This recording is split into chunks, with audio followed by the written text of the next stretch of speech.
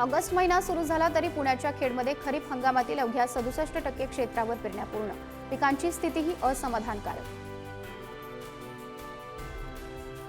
खानदेशात उशिराच्या मृग बहर केळी बागांची लागवड सुरू. पावसानं उघडीप दिल्यानं लागवड वेगानं सुरू.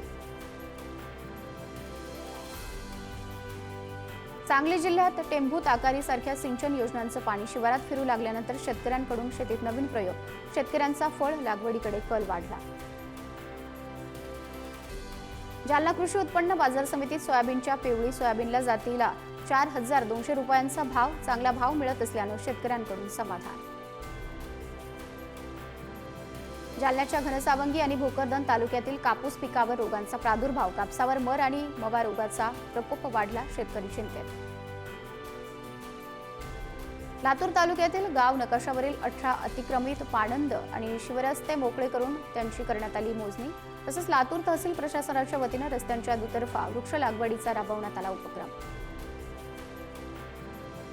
देशभरात सोयाबीनच्या दरात वाढ. सोयाबीनचे दर प्रति क्विंटल 300 रुपयांनी वाढले. सोया तेलाच्या दरात सुधारणा झाल्यानं सोयाबीनच्या मागणीत वाढ. नांदेडच्या बिलोली तालुक्यात पपईवर रोगाचा प्रादुर्भाव. फळधारणा होत असतानाच रोगाचा प्रादुर्भाव झाल्यानं उत्पादनात घट. लागवड खर्चही निघणं कठीण. पालघर जिल्ह्यात भात लागवड अंतिम टप्प्यात. आतापर्यंत 82% क्षेत्रफळावर लावणी पूर्ण. हलक्या ते मध्यम स्वरूपाच्या पावसानं लावणीला अनुकूल वातावरण.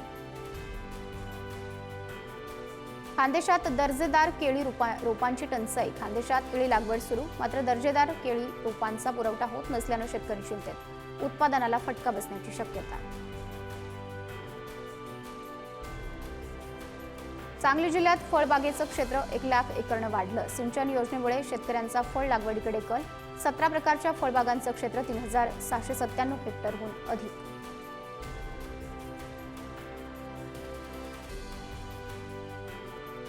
Thank you.